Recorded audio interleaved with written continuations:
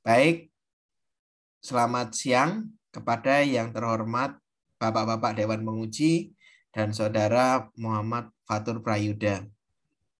Hari ini adalah hari yang istimewa karena kita akan menyelenggarakan sidang akhir untuk Saudara Muhammad Fatur Prayudha. Sebelum dimulai, saya akan menyampaikan beberapa mekanisme sidang akhir skripsi pada hari ini. Struktural Dewan Pembimbing dan Penguji pada sidang hari ini, yaitu saya, dosen bimbing pertama, Sylvester dan Handi Permana, dosen bimbing kedua, Bapak Insinyur Yadara Buloh, yang hari ini berhalangan hadir, lalu ada Ketua Dewan Penguji sekaligus anggota Dewan Penguji pertama, Bapak Budi Arifitama, dan Dewan Penguji kedua, Bapak Ade Saputra. Ujian akan dilaksanakan dalam kurun waktu 120 menit atau secukupnya, di mana presentasi dan video aplikasi sudah dilihat dalam invitation email yang telah disampaikan sebelumnya. Sebelum dimulai, saya persilahkan Saudara Muhammad Fatur Prayudha berdoa menurut agama dan kepercayaannya untuk berlangsungnya acara ini. Silakan.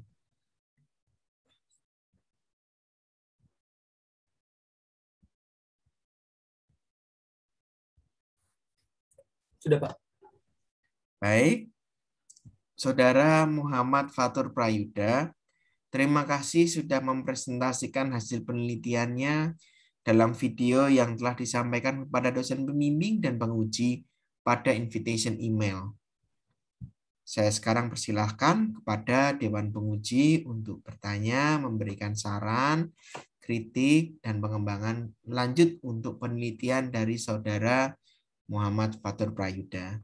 Kesempatan pertama saya berikan kepada Bapak Budi Arifitama selaku dosen penguji pertama. Silakan Bapak. Baik, terima kasih Pak Handi selaku dosen pembimbing. Oke, selamat siang Fatur, apa kabar? Selamat siang Pak Budi. Pak Budi sendiri bagaimana? Saya baik Pak, alhamdulillah. Baik, terima kasih. Oke, Fatur, selamat ya. Kamu sudah ibaratnya sudah dalam proses ya untuk selangkah lagi untuk menyelesaikan studi kamu. Namun tentunya di dalam kesempatan ini saya akan bertanya dan sedikit memvalidasi dari apa yang telah kamu kerjakan, yang sebelumnya kamu sudah kerjakan di proposal, ya. Tentunya dalam kesempatan ini saya selaku dosen penguji pertama akan memvalidasi kembali apa yang telah kamu kerjakan dan apa hasilnya, dan tentunya juga memberi masukan juga kepada kamu tentang apa saja yang kurang dari penelitian kamu, ya. Dan tentunya saya juga memvalidasi, juga ingin tahu konfirmasi sebagian besar dari konten yang kamu telah buat. Oke, gitu ya Fatur. Nah, untuk mempermudah proses penulisan pencatatan, saya meminta kamu untuk membuka dokumen skripsi kamu. Silakan bisa di-share screen ya terhadap dokumen kamu. Karena saya penguji pertama, saya akan lebih banyak bertanya-tanya kepada kamu ya tentang apa yang kamu telah lakukan. Silakan di-share screen dulu. Baik, saya share dulu. Saya share dulu Pak screen-nya. Sebentar. Ya, apakah sudah terlihat Pak? Oke, sudah terlihat. Ya, Baik. sip. Tunggu sebentar, saya mau menginikan dulu. Sorry, tunggu. Ini. Oke, Egi, Fatur ya, maaf.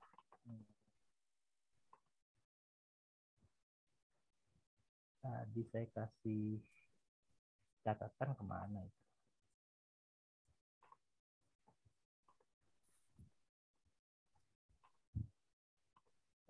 Oke, tunggu ya. Ya Pak. Oke, ini dia. Oke, Fatur, bisa tidak kamu ke abstrak kamu langsung? Bisa Pak. Oke, gini, Fatur. Saya ingin tanyakan dulu kepada kamu. Kamu ini kan judulnya tentang membuat penelitian mengenai auto essay ya, betul nggak? Betul Pak. Oke. Nah, di sini di abstrak kamu masih memasukkan Google Form ya. Nah, apakah di dalam penelitian kamu mengintegrasikan ini ke dalam Google Form atau kamu membuat aplikasi yang lain? Saya mengintegrasikannya ke dalam Google Form, Pak. Jadi kan sesuai dengan rumusan apa awal permasalahannya itu kan dari Google Form dulu nih, Pak, yang dimana dari Google Form sendiri kan hanya dapat memberikan nilai pada pilihan janda. Berbeda dengan untuk yang esai, di mana esai sendiri kan menggunakan form input seperti halnya menginputkan kuesioner seperti itu, Pak, sehingga uh, evaluasi atau cara menguji kemampuan siswa dengan menggunakan Google Form dengan menggunakan metode esai sendiri itu masih belum bisa memberikan nilai secara otomatis, sehingga pada Google Form ini sendiri nantinya nilai dokumen atau jawaban-jawaban siswa yang telah dikerjakan akan langsung masuk ke Google Sheet, yang dimana dari Google Sheet akan diekspor kembali menjadi Excel, Pak. Nanti dari Excel tersebut baru nanti akan diupload ke dalam sistem yang telah dibuat, Pak. Seperti itu, Pak. Apakah itu secara otomatis harus atau tetap copy paste gitu, dalam arti gini, ada soalannya dari siswa gitu kan ya, kan ngerjainnya kan pakai Google Form gitu ya. Lalu si pengajarnya itu apakah tetap harus mengcopy paste dari Google Form tersebut ke sistem yang lain atau memang terintegrasi langsung gitu. Jadi ibaratnya dari Google Form yang dikerjakan diisi sama siswa terus langsung keambil gitu, ke ekspor gitu. Harus manual dulu, Pak, belum terintegrasi, Pak. Oh, berarti manual ya, jadi tidak terintegrasi dong itu artinya, Dok. Iya, Pak. Nah, jadi kamu bilang terintegrasi soalnya. Oh, maksudnya itu apa namanya? Dari Google Form itu kan nanti jawabannya itu kan terkumpul tuh, Pak, langsung dari Google Form. Nanti kan pengumpulan datanya itu kan berupa dikumpulkan di dalam Google Sheet kan, Pak. Nah, nanti dari Google Sheet-nya memang harus diekspor dahulu. Jadi integrasinya sih memang bukan dari sistem by system gitu, Pak. Namun memang tetap apa namanya tuh dokumen yang telah dikumpulkan harus di-upload kembali.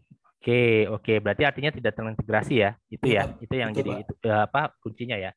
Artinya kamu punya sistem sendiri gitu ya, yang tidak terintegrasi ke Google Form, tapi jawaban yang dipakai oleh siswa tersebut tetap harus dipakai oleh guru untuk jawaban tersebut diekspor dulu ke sistem kamu kan? Iya, Pak. Nanti dari hasilnya itu ada koreksinya, baru nanti diupload hasilnya ke form juga atau gimana? Jadi dokumennya itu nanti diupload ke form. Nah, dari form sendiri nanti akan diolah. Nah, itu setelah pengolahan selesai nanti bakal keluar, Pak, nilai-nilainya. Oke. Seperti itu, Pak. Jadi gini, Fatur, di dalam abstrak kamu ataupun nanti di penjelasan di bab 1 kamu ya, tolong itu nanti diceritakan secara lugas ya. Kalau di abstrak tetap dijelaskan tapi tidak terlalu detail memang. Nah, kamu sudah menjelaskan di sini, cuman bagi orang yang membaca itu masih kurang paham. Seperti saya membaca abstraknya kamu, saya membacanya dan memahaminya adalah, oh berarti ini terintegrasi sama Google Form, jadi otomatis nanti terintegrated gitu loh. Gitu. Ingat tadi tidak satu persatu bahwa dari si Google Form-nya itu si pendidiknya tetap harus pakai nge-copy paste kan ke sistem kamu kan, atau memasukkan ya gitu ya. Nah, artinya ini tolong dijelaskan untuk yang di bagian paragraf yang ini ya, yang Aline yang nggak tahu di berapanya, jawaban yang terkumpul dari Google Form nantinya dapat diunggah ke dalam sistem yang akan dibuat sini nih. Nggak kelihatan ya. Jawaban yang terkumpul dari Google Form nantinya dapat diunggah ke dalam sistem yang akan dibuat pada penelitian ini. Para pendidik dapat memasukkan. Jadi ibaratnya di sini kamu tidak pakai kata-kata akan lagi. Karena penelitian kamu kan sudah selesai. Iya, Pak. Iya kan ya? Betul, kalau Pak. Ini adalah abstrak yang kamu tuliskan untuk proposal. Ya, jadi kamu sudah jelaskan bahwa prosesnya, bahwa jawaban yang terkumpul dari Google Form, pendidik memasukkan ke dalam sistem untuk dari sistem tersebut melakukan proses pengecekan otomatis, yang dimana pengecekan otomatis itu menggunakan metode tadi RNN sama LSTM. Baik, Pak. Ya, paham? Paham, Pak. Nah, nanti kamu cek lagi ya di bab satunya kamu, apakah itu sudah dijelaskan atau tidak. Kalau sudah, berarti kamu sudah baik. Tapi kalau misalnya belum, itu tolong kamu tambahkan.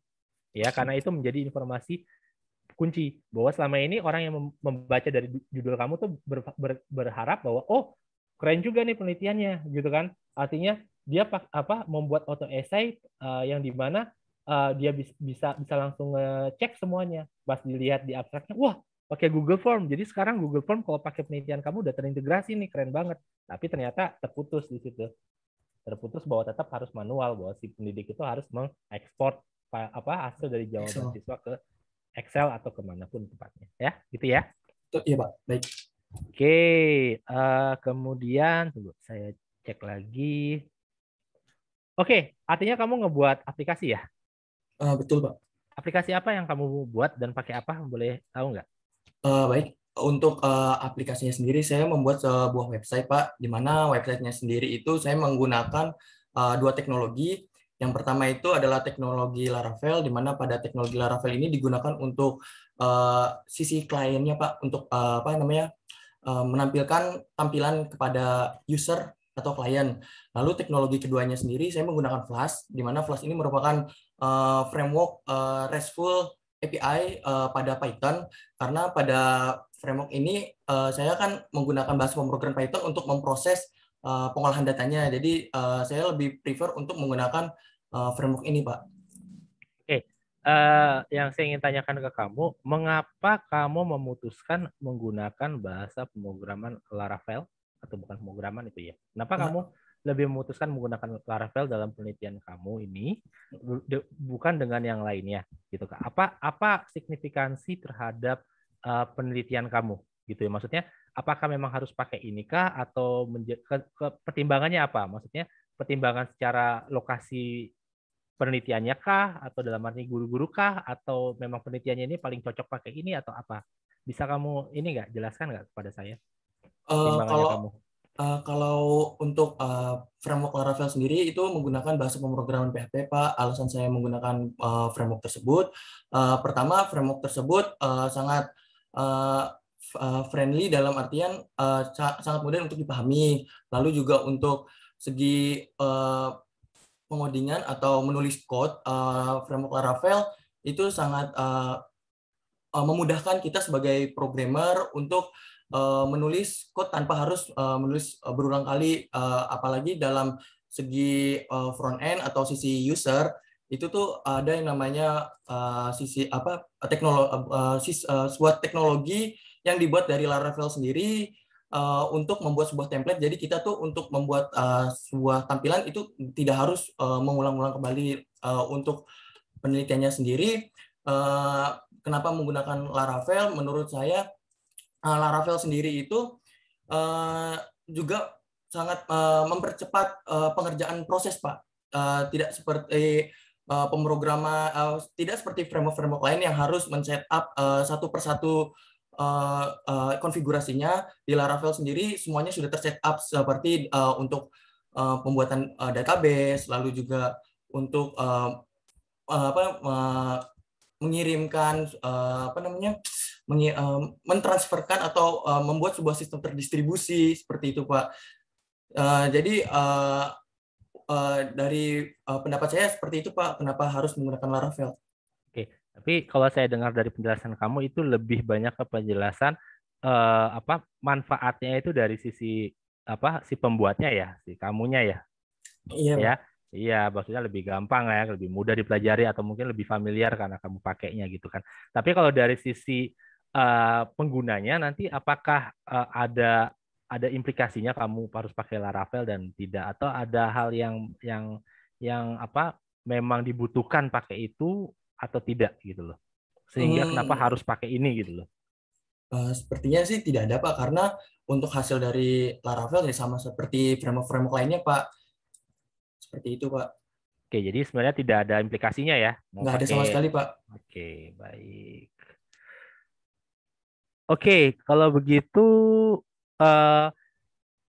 Oh enggak, ini berarti tadi udah kamu jelasin ya tentang bagaimana cara guru di sekolah pakai penelitian kamu ya. Jadi ini apakah kamu sudah mengetes ini ke guru-guru atau tidak? Maksudnya kan otomatis kan memang pasti ada pengujian ya. Nanti maksudnya implikasi ke untuk nanti implementasi pas waktu apa orang make aplikasi kamu itu kayak gimana, Fatur, si guru-gurunya ini? Atau terbatas guru atau ya kalau di penelitian kamu pasti terbatas guru ya? Gimana cara mereka akan melakukannya? Untuk implementasinya sendiri, karena ini saya berfokus pada SI, jadi penelitian sistem ini hanya dapat menguji soal-soal yang berbau SI, di mana contoh pertanyaan-pertanyaan yang dapat digunakan itu seperti jelaskan, mengapa, terus sebutkan, seperti itu, sehingga pertanyaan-pertanyaan seperti yang ada di pelajaran seperti matematika, fisika, lalu juga mungkin kimia yang mengandung rumus-rumus, sistem ini masih kurang dapat memberikan nilai seperti itu, Pak. Berarti lebih ke deskriptif ya, Iya, lebih betul. bawa apa soal-soal yang jenisnya deskriptif. Oke, begini, kalau seandainya seperti itu, artinya ini berarti penelitian kamu sudah siap untuk dipakai oleh semua guru, semua mata pelajaran, atau hanya apa mata pelajaran sendiri? Bisa dibilang selagi pertanyaan-pertanyaannya itu mengandung deskriptif, saya rasa semua pelajaran bisa, Pak. Seperti itu, Pak. Oke, tapi kan artinya harus ada masternya kan dari Yap, pertanyaan tersebut. betul, Pak. Oke, berarti setiap guru yang mau memakai ini, katakanlah, dia harus tetap memberikan pertanyaan-pertanyaan masternya dia kan? Sebenarnya, atau tidak? maaf Pak, saya potong. Boleh. Sebenarnya bukan pertanyaannya, Pak. Pertanyaan itu hanya sekedar penambahan aja untuk informasi. Sebenarnya pertanyaan seperti apa? Nah, sebenarnya itu yang dipakai itu jawabannya, Pak. Jawaban dari si tenaga pendidik, seperti contoh di sini saya menggunakan pelajaran bahasa Indonesia kelas 7, di mana tema atau topik yang diambil pada soal-soal itu terdiri dari surat pribadi, surat dinas, terus pembaca efektif, dan juga tentang fiktif dan non fiktif, ya kan. Lalu di sini guru nanti akan menjawab dengan jawaban guru atau tenaga pendidik berdasarkan jawabannya tenaga pendidik itu berdasarkan dari pertanyaan tersebut. Nah, jawaban dari tenaga pendidik tersebut nanti akan diolah terlebih dahulu dalam sistem, di mana pada sistem nanti akan dipelajari dulu, Pak, polanya, Pak, dan juga akan dibuatkan dulu nilainya, sehingga nanti setelah pola tersebut telah didapatkan, akan dibandingkan dengan jawaban siswa dan akan langsung menghasilkan nilai seperti itu, Pak. Oke, Fatur. Berarti artinya guru-guru ini dari setiap mata pelajaran itu harus menyetorkan jawaban-jawaban yang ada dulu dong berarti, atau betul, tidak? Pak. Ya kan, harus tetap sebagai masternya ya, sebagai sampel lah jatuhnya seperti itu ya. Nah, yang saya mau tanyakan di penelitian kamu ini apakah cuma satu mata pelajaran aja atau sudah semuanya? Untuk saat yang di penelitian kamu ini? Maaf, saya potong. Untuk penelitian saat ini saya mencoba 2 pelajaran, yaitu pertama pelajaran bahasa Indonesia, di mana itu sebagai data uji. Lalu yang kedua adalah pelajaran dari aplikasi mobile, Pak. Kemarin saya sempat mencoba seperti itu, Pak. Oke, bagus ya. Maksud saya gini, kelak ini kalau seandainya memang baik ya, ini kayaknya kedepannya bisa diimplementasikan secara benar untuk ke sekolah-sekolah ya, jatuhnya ya. Ya, nanti kedepannya ini menarik nih, ya menurut saya ya. Saya sih berharapnya hasil dari penelitian kalian ini ya, yang sifatnya benar-benar bisa bermanfaat buat masyarakat banyak, ini bisa diberdayakan ibaratnya gitu. Jadi bisa diperkenal bahwa ini adalah salah satu karya yang dibuat oleh mahasiswa kita gitu ya, yang bisa membantu banyak sekolah untuk kesulitannya untuk membantu setidaknya mengurai masalah yang tadi esai dan lain-lainnya ya. Saya berharap sih penelitian kamu nggak berhenti di sini aja gitu ya, Fatur ya. Ini bisa dikembangin ke tahapan yang lebih lanjutnya lagi. Nanti mungkin bisa obrolannya ke pembimbing itu nanti ya. Jadi bisa kasih masukan. Menarik nih, salah satu hal yang kita bisa masuk katakanlah untuk hubungan kita ke sekolah ini bisa jadi salah satu tombaknya juga ya. Oke, lanjut. Apa ya? Oke, kita masuk ke yang agak sedikit lebih serius lagi. Oke. Kenapa kamu ngambil 2 metode ini sih, Fatur? Ya. Baik. Gini, tunggu dulu. Dengerin dulu. Kan jatuhnya kan kalau seandainya kamu sudah berani ngambil 2 metode ini, kamu artinya sudah pernah ada yang membahas hal yang bukan serupa sih, yang topiknya sama, gitu kan? Tapi mungkin dengan 1 metode aja, ya, atau mungkin sudah ada yang pakai 2 metode. Kenapa kamu memutuskan harus 2 metode ini, gitu loh? Baik. Sebenarnya Pak, RNN dan LSTM itu sebenarnya sama Pak. Yang dimana sebenarnya RNN adalah sebuah framework atau sebuah metode yang pengembangan lebih lanjut dari fast forward neural network. Lalu karena pada recurrent neural network sendiri itu mempunyai suatu masalah dalam ketergantungan jangka panjang, maka dilanjutkannya lah pengembangan pada RNN sehingga menciptakan sebuah metodologi baru yaitu long short term memory untuk mengatasi permasalahan yang ada pada RNN tersebut. Seperti itu, Pak. Oke. Jadi artinya sebelumnya sudah ada penelitian yang dihasilkan pakai sejenis ini juga. Untuk penelitian sudah ada, Pak. Sudah ada. Oke. Gini, kalau sudah ada berarti bagus. Maksudnya gini, kalau seandainya sebelumnya sudah ada, berarti kan ada variabel pengujiannya di situ kan ya. Dalam arti ada hasilnya di situ ya. Ya, sehingga ketika kamu memutuskan untuk mengambil topik yang sama, tapi dengan ada pembedanya, pasti kan diharapkan kan ada sesuatu yang menjadi pembeda di situ. Entah ada peningkatannya kah atau apanya. Dari hasil yang kamu gunakan, pengembangan yang kamu pakai di metodenya kamu ini, apakah ada perubahan signifikan nggak terhadap penelitiannya kamu, hasilnya terhadap hasil yang mungkin sebelumnya orang pernah pakai gitu loh? Mungkin dari sisi akurasinya kah atau tidaknya, ada nggak sih signifikansinya? Mungkin dari sisi akurasinya yang sebelumnya orang yang sebelumnya hanya 80%, di kamu bisa meningkat jadi 85 atau 81 aja itu udah peningkatan gitu. Ada nggak yang kayak gitu-gitu? Baik. Pada penelitian sebelumnya saya kan mengambil referensi dari penelitian yang mungkin dibilang sama, namun berbeda dengan metode yang digunakan. Untuk perbedaannya sendiri, ya seperti yang Pak Budi bilang, yaitu adalah tingkat akurasinya sendiri. Karena pada penelitian sebelumnya yang menjadi acuan saya, penelitian tersebut tidak terlalu menjelaskan seberapa tinggi akurasi yang menghasilkan, hanya menjelaskan bahwa dari metode-metode yang digunakan itu adalah metode yang dapat menghasilkan akurasi yang tinggi seperti itu, Pak. Sehingga saya mencoba untuk menggunakan atau mengimprovisasi menggunakan metode RNN dan LSTM, dan setelah penelitian berlangsung, saya mendapatkan akurasi sebesar 89%, Pak. Oke. Kok yang sebelumnya nggak ada tulisannya bahwa dia menghasilkan berapa akurasinya dan lain-lainnya? Tidak ada, Pak. Dia hanya menjelaskan seperti berdasarkan metode TF, hasilnya tuh lebih rendah dibanding TF, dan TF-IDF lebih tinggi seperti lebih akurasi TF-IDF lebih tinggi daripada akurasi sebelumnya, seperti itu doang, Pak.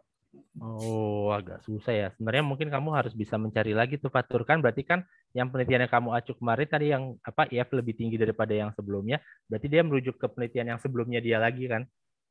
Mungkin tuh kamu bisa cari tuh, maksudnya berapa tingkat akurasinya sebenarnya agar bisa diperbandingkan sama hasil yang kamu gunakan. Kalau ternyata dia hasilnya dia sebelumnya hasilnya 80, kamu 89, it's fine gitu ya. Ataupun berbalik gitu, katakanlah sebelumnya 87 terus sebelumnya 90 yang kamu 89, berarti ada penurunan kan? It's okay juga. Nggak masalah, bukan berarti penelitian kamu gagal. Ya. Soalnya kadang orang berpikir bahwa kalau penelitian itu nggak tercapai peningkatan akurasinya, bisa jadi itu gagal. Enggak, padahal itu hasil yang bisa ngasih tahu bahwa, hey, orang lain, saya sudah pakai loh nih metode yang ini. Kalian jangan ngukur pakai yang ini ya, karena setelah diukur pakai ini, ternyata ada penurunan tingkat akurasi. Ya, itu sudah informasi baru juga untuk orang lain, which is fine. So, penelitian itu kan nggak bisa 100% kita bisa bilang bahwa itu akan 100% berhasil. Enggak. Ya, makanya variabel pengukurannya itu dari sisi itu. ya di akhirnya apa hasilnya? Apakah itu bisa meningkat atau menurun? Nggak apa-apa, itu informasi yang baik sebagai peneliti bahwa ada orang yang udah pernah yang kayak kamu meneliti tentang ini, kalau ada yang menurun, it's fine. Ya, kalau enggak kan kesian dong. Kalau misalnya kita udah bisa tahu dari sekarang bahwa oke, saya mau pakai metode ini gitu kan ya, yang dimana orang lain belum pernah pakai metode ini, kamu pakai udah bisa yakin bahwa ini pasti meningkat, Pak. Nggak mungkin. Karena nanti kan harus diuji lagi kan. Pas diuji ada hasilnya ternyata menurun, ya sampaikan itu menurun. Gitu ya. Ini sebagai masukan aja buat kamu ya. Kalau untuk yang sekarang ya sudah kayak gini aja. Berarti untuk jenis penelitian yang seperti ini saya untuk sementara bisa menyatakan bahwa yang baru menghasilkan tingkat akurasi berarti di penelitiannya kamu gitu ya. Untuk yang sebelumnya yang berdasarkan case-nya kamu yang tadi bilang bahwa tidak menyatakan bahwa tingkat akurasinya berapa gitu ya. Iya, Pak. Oke. Oke, ini udah juga. Oke, nah saya mau nanya ke kamu, itu bagaimana kamu melakukan pengujian penelitian kamu? Caranya gimana? Baik, untuk pengujian penelitian sendiri, saya membandingkan nilai yang telah dibuat oleh sistem dan juga nilai yang telah dibuat oleh guru terlebih dahulu. Jadi ada nilai manual dan ada nilai sistem. Nah, dari nilai kedua tersebut dibandingkan dan dicari selisihnya, Pak. Setelah selisihnya diketahui, maka saya bagi dengan nilai yang didapat dari nilai sistem, sehingga didapatnya lah tingkat persentasenya, Pak. Sebagaimana kalau boleh saya tunjukkan ada di bab 4, yaitu di bagian evaluasi. Boleh saya tunjukkan, Pak? Boleh, silakan. Baik. Nah, jadi contohnya seperti ini, Pak. Jadi untuk pengujiannya sendiri, seperti contoh ada siswa bernama Finza Bintar Pratama, di mana nilai manualnya ini tadinya diinputkan ada 76. Setelah diinput ke sistem, yang di mana sistem ini telah mempelajari jawaban dari guru, maka didapatnya nilai 80, sehingga persentase yang didapat adalah 5%. Nah, di sini saya menulis untuk evaluasi sendiri atau uji validasi, itu ada 2, yang dimana yang pertama adalah sistem akan terbilang valid atau berhasil jika nilainya adalah ekuivalen atau sebanding. Jika nilai tidak sebanding, maka digunakannya lah skala penilaian, di mana skala penilaian yang digunakan adalah 15%, Pak. Nah, karena pada persentase yang dihasilkan di sini ada 5%, maka penelitian ini hasil yang telah dibuat bisa dikatakan valid, Pak. Begitu juga dengan seterusnya. Namun jika nilai kayak contoh yang di baris ketiga ini adalah 20%, nilai tersebut tidak bisa dibilang valid. Maka dari itu keseluruhan dari penilaian ini saya simpulkan dalam hasil validasi, di mana hasil yang valid itu saya beri kode nomor 1, dan juga hasil yang tidak valid saya beri kode 0, di mana total data yang valid itu adalah 79 dan menghasilkan persentase 99%. Sedangkan untuk yang tidak valid itu ada 10, sehingga menghasilkan persentase sebesar 11%, Pak. Dan untuk perhitungan dari persentasenya sendiri itu diambil berdasarkan banyaknya nilai valid dibagi dengan total keseluruhan data. Sebagaimana di sini ada total data yang valid adalah 79.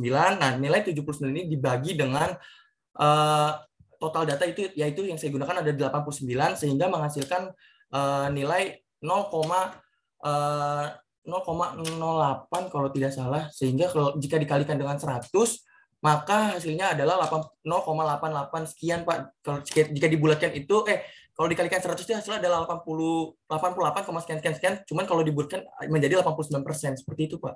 Oke, baik ya. Bagus ya. Saya suka ini. Ya, jadi pengujiannya yang kamu lakukan ini baik ya. Memang seperti ini, memang harusnya pengujian. Validasi pun juga seperti itu. Memvalidasi itu sama orang yang akan menggunakan sistemnya, lalu dari hasil itu baru dibandingkan dengan sistem yang ada ya. Sudah oke ya. Dan yang terakhir deh ya, saya mau cek deh. Coba kamu ke bagian kesimpulan deh. Baik, Pak. Nah, ini dia masalahnya sama nih kayak Egi juga. Nih, Fatur, ya yang namanya kesimpulan itu tidak sepanjang ini. Namanya Baik, kamu Pak. membahas ya. Ini sama nih sama kayak Egi juga. Nanti kalian saling saling bertanya-tanya lah ya. Ini sama, ini terlalu panjang gitu loh. Yang namanya kesimpulan seperti ini harusnya adalah pembahasan. Hasil dari pembahasan itu di bab pembahasan malah harusnya ya, di bagian setiap bagiannya lah. Kalau yang namanya kesimpulan adalah hasil dari penelitian kamu apa gitu loh. Hasilnya dari apa, langsung kesimpulannya, ringkasannya gitu. Ya, misalnya kamu, kalau yang ini kamu apa? Pengennya bilangnya apa ini? Kalau yang bagian satunya ini. Saya ingin menjelaskan kalau hasil dari penelitian ini adalah berupa website, Pak. Nah, Nah, dari website tersebut nanti dapat mengunggah sebuah dokumen dari Excel. heeh, Nah, setelah diunggah akan langsung menghasilkan nilai, Pak. Di mana heeh. yang seperti yang ada di bawah sini, Pak, yang saya jelaskan. Ya udah, kan simpel. Sistem yang telah dibangun mampu untuk menilai esai dengan tingkat akurasi berapa? 89%. Udah, 80%. beres nggak? Beres. Berarti nggak Ya perlu udah. ini, Pak. Apa namanya? Saya nggak perlu menjelaskan lagi kayak ini datanya, ini jumlahnya. Penjelasannya itu di atas, di pembahasan itu kalau kamu mau bahas. Oh, oke, Pak. Iya dong, kok ini mah kamu diskusi banget ya. Nggak, orang kayak saya ini nggak perlu ini gitu, mau dikesimpulan apa sih kesimpulannya? Oke, kesimpulan penelitian kamu berhasil atau tidak, dah gitu kan. Itu yang paling penting informasinya. Sama berapa Baik, persen kah kalau ada persentasenya gitu. Ya, baik, Pak. coba ke bawah lah. Nanti ya kamu ketik dulu, nanti saya mau lihat sarannya deh. Oke, Pak. Ke Saran. saran. Oke, ya udah, oke, bagus kok. Ya, oke, ini penelitiannya ada tulisannya. Ini soalnya gini, yang saran yang baik itu adalah kamu mengambil kelemahan dari penelitiannya kamu, di mana dari kelemahannya itu bisa kamu sampaikan untuk saran. Siapa tahu ada orang yang mau apa melanjutkan penelitian kamu kan. Nah itu, Betul. kamu sudah melakukannya, ya bagus. Oke. Baik, Pak. Dah, saya rasa itu ya, Fatur ya. Tolong itu kamu save untuk revisiannya kamu ya, jatuhnya seperti itu yang harus direvisi. Saya tadi sudah mengkonfirm, memvalidasi juga cukup baik ya hasilnya dari konfirmasi saya. Saya rasa cukup dari saya. Saya kembalikan lagi ke Pak Handi. Terima kasih. Terima kasih, Pak Budi. Baik, terima kasih Bapak Budi Arifitama yang sudah memberikan saran, arahan, dan komentar. Sekarang kita persilahkan kepada Bapak Ade Saputra untuk memberikan saran, komentar, dan perbaikan untuk penelitian dari Muhammad Fatur Prayudha. Silakan Bapak. Baik, terima kasih Pak Handi. Selamat siang, Fatur. Selamat siang, Pak Ade. Ya, sebelumnya saya ucapkan ini ya, selamat ya. Kamu udah masuk ke tahapan terakhir. Mudah-mudahan Terima kasih, lancar Pak. aja ya. Saya di sini dan Pak Budi ya, kita sebagai dosen penguji yang memberikan masukan ya dari penelitian yang sudah kamu lakukan ya. Jadi sebenarnya ini masukan tambahan sih, jadi dari 2 orang ya. Kali ini saya dapat tugas sebagai dosen penguji kedua, lebih ke sistematika penulisannya ya. Kita langsung saja ya. Sebenarnya saya sudah buat beberapa catatan sih. Jadi coba kamu mulai untuk awal-awal saya lihat sudah banyak perbaikan yang kamu lakukan ya dari revisi sebelumnya. Jadi bisa langsung masuk ke halaman 22 aja. Coba. Halaman 22. Sebentar.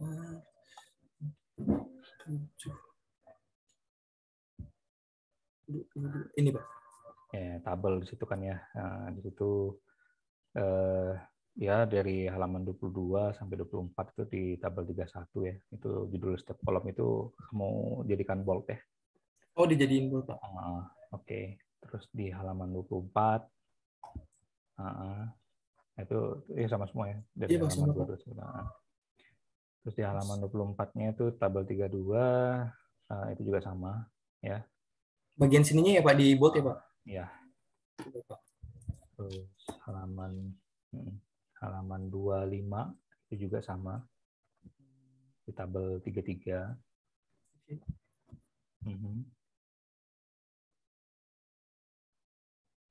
Lalu halaman 28 ya itu gambar 33. Halaman 28. Oke. Nah, itu apa yang kurang tuh keterangannya? Italic ya? Oh iya, italic ya, Pak? Ya, itu soalnya kan yang di paragrafnya juga kamu italic kan ya? Itu pasti italic. Itu juga sama di halaman 29 itu keterangan gambar 3.4 itu juga sama. Ini ya, Pak? Ya. Lalu di halaman 37 ya. Halaman 37 itu yang kode sumber 4.1. Itu sebenarnya dimulai dari sini sih, dimulai dari kode sumber 4.1 ini sampai semuanya, hampir semuanya lah. Itu untuk keterangannya itu mohon di ini ya, di spacingnya ya, before-nya itu dikasih jarak ya, sekitar 6 atau 8 lah. Biar Di seragam bagian sama. mananya, Pak? Keterangan itu kode sumber itu ya. Di Dikasih, sini. Oh, spacing before-nya ya. oh baik, Pak. Karena di keterangan yang lainnya udah bagus tuh, tinggal ini aja. Di rata-rata di kode sumber ya mulai 4.1, 4.2, 4.3 semuanya lah ya, mulai kode sumber itu. Kemudian itu yang kode sumber seragam ya, jadi kasusnya sama semua. Jadi saya lewatin aja, nanti kamu seragamkan aja. Terus di halaman 43 itu di gambar 4.6. 43. Oke. Itu ya kamu bisa lihat kan ya, itu ada garis di atas sama bawahnya ya. Nah, itu mungkin bisa ya, ini masukkan aja, mungkin bisa kamu untuk gambarnya itu bisa kamu buat semacam frame ya ataupun text box ya. Karena di bawah kepala itu kan ada yang kepotong kan tulisannya. Iya, Pak. Itu jangan sampai itu, kalau bisa dimunculkan atau sama sekali dihilangkan. Oh, baik, Pak. Jadi jangan terpotong ya. Soalnya panjang banget sih, Pak. Ya, maksudnya dipotongnya jangan sampai terlihat ada yang kalimat atau kata yang terpotong gitu. Oh, baik, Pak. Nah, ya. Itu bisa dibuatkan frame ataupun semacam text box gitulah, biar lebih rapi. Baik, Pak. Kemudian di halaman 45 ya, gambar 4.8. Ini ya, Pak. Itu juga kan garisnya tuh mengganggu tuh. Oh, ini ya, Pak. Oke, Pak. Itu ya. Itu gimana nanti, coba apa dihilangkan saja atau bisa pakai frame ya, itu coba nanti. Baik, Pak. Jangan menggantung garis gitu satu gitu. Baik, Pak. Baik. Terus di halaman 52 ya. Halaman 52 itu ada kata neuron ya. Neuron itu italic ya. Di bawah tabel 4.12. Di bawah 4.12. Di situ nanti coba ada dua kata tuh. Yang 300 neuron. Oke. Tapi Pak, kalau seandainya Pak, kemarin saya sempat cek Pak di KBBI Pak. Neuron sendiri ada Pak di KBBI. Apakah tetap harus diganti atau? Itu dia, kalau misalkan ada KBBI berarti jangan aman, tapi saya lihat coba aja kamu search neuron, ada juga berapa neuron yang kamu bikin italic. Oh, oke Pak, baik Pak. Nah, ya itu maksudnya diseragamkan aja. Ya. Baik Pak. Jadi nanti kamu searching aja neuron. Jadi sesuaikan dengan KBBI. Kalau misalkan memang itu tercantum di KBBI, berarti yang italic jangan kamu bikin italic lagi. Oke? Baik Pak. Lalu di mana ya? Gambar di halaman 56, gambar 4.14. Ini ya Pak, sama kayak tadi ya Pak? Ya, itu sama. Ya, ada yang terpotong juga kan bawahnya. Nah, itu jangan lagi ya. Baik Pak. Oke, lalu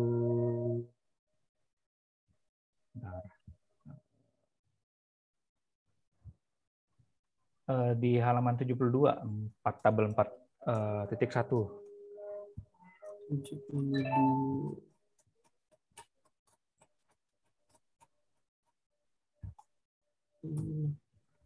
72. Ini Pak. 71. Tabel tuh, tahu apa? Ini ya Pak. Ya. Itu ya. Itu kan tabelnya panjang tuh. Nah, jadi sampai halaman 76 ya. Iya, Itu bold ya baik Pak. title-nya. Gitu juga sama di halaman 77 ya, tabel 4.2 itu juga sama. Ya.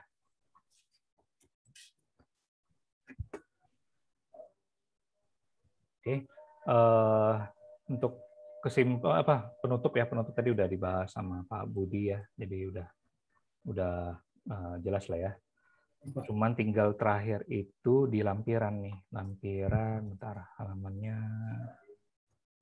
Halaman lampiran 4 ya, yang data. Itu kalau bisa cuman kamu rapiin aja sih ya. Biar enak dibacanya. Baik Pak. Karena kan itu mulai dari posisinya center ya untuk yang setiap title-nya ya. Kemudian kan kepotong tuh. Nah, itu misalkan bisa dirapiin aja ya. Baik Pak.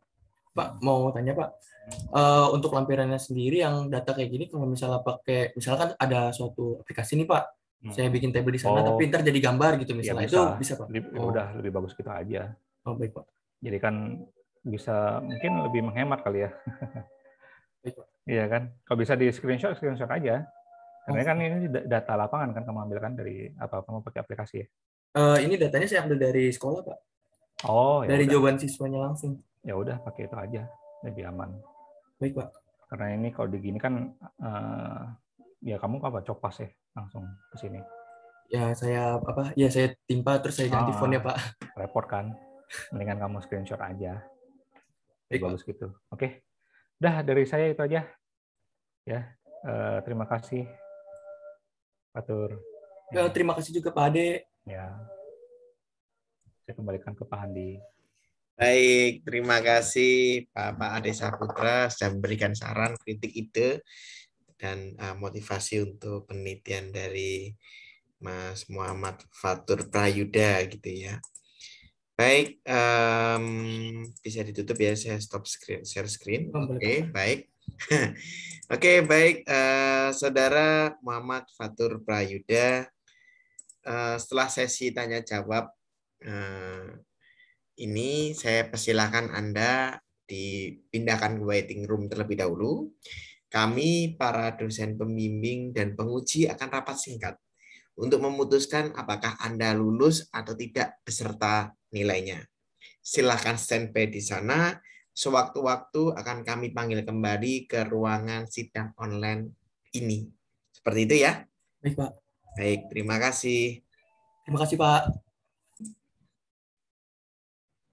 Baik, Saudara Muhammad Fatur Prayudha, sebelum kita dengarkan hasil keputusan rapat Dewan Penguji dan Pembimbing, ada beberapa syarat yang perlu dilakukan. Saya akan membacakan untuk syarat tersebut, dan Anda harus menjawab dengan bersedia atau tidak bersedia. Salah satu menjawab tidak bersedia, maka keputusan hasil sidang pada hari ini tidak dapat dibacakan. Gitu ya? Baik, Pak. Baik. Yang pertama, apakah Saudara Muhammad Fatur Prayudha, jika dinyatakan lulus, sanggup menyelesaikan segala urusan pasca sidang, seperti revisi dari penguji hingga seluruh administrasi kepengurusan kampus? Bersedia, Pak. Bersedia. Baik. Yang kedua, apakah Saudara Muhammad Fatur Prayudha, jika dinyatakan lulus, sanggup menyelesaikan kewajibannya, yaitu mempublikasikan artikel ilmiah di jurnal internasional atau konvers internasional? Bersedia, Pak. Bersedia. Baik. Yang ketiga, apakah Saudara Muhammad Fatur Prayudha, jika dinyatakan lulus, bersedia untuk menjadi pembicara dalam suatu temu ilmiah atau webinar mengenai topik yang Saudara angkat dalam skripsi? Bersedia, Pak. Bersedia. Yang keempat, apakah Saudara Muhammad Fatur Prayudha, jika dinyatakan lulus, sanggup menulis artikel singkat untuk berita yang akan dimuat ke dalam media massa? Bersedia, Pak. Ya, baik. Yang kelima, yang terakhir, apakah Saudara Muhammad Fatur Prayoga jika dinyatakan lulus bersedia mengikuti rangkaian kegiatan mulai dari yudisium hingga wisuda? Bersedia, Pak. Baik, terima kasih atas jawaban Saudara Muhammad Fatur Prayoga. Kini waktunya mendengarkan keputusan hasil sidang yang akan saya bacakan.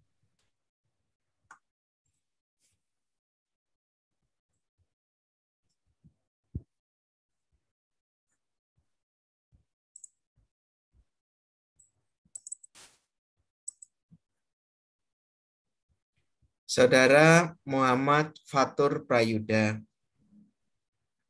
berdasarkan rapat Dewan Penguji dan dosen pembimbing, maka kami memutuskan bahwa skripsi dengan judul Automatic Essay Scoring Bahasa Indonesia menggunakan Recurrent Neural Network dan Long Short Term Memory dinyatakan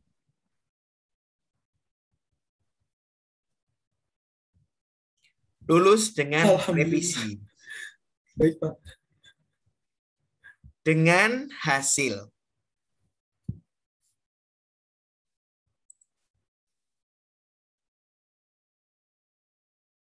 87,5 atau nilai mutunya A.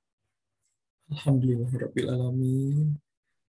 Dengan ini, kami Universitas Trilogi memberikan Anda gelar Sarjana Komputer atau Eskom mulai terhitung pada hari Kamis, tanggal 12 Agustus 2021, dengan segala hak, wewenang, dan tanggung jawab yang melekat pada gelar tersebut. Revisi atau hal lain yang perlu ditambahkan, silakan dicek dalam soft copy skripsi yang akan disampaikan melalui email. Revisi akan dapat diterima dalam batas waktu 2 minggu setelah sidang hari ini. Demikian sidang skripsi pada hari ini. Terima kasih kepada Dewan Penguji, Bapak Budi Arifitama dan Bapak Ade Saputra, dan Saudara Muhammad Fatur Prayoga. Sidang saya tutup. Terima kasih dan selamat siang.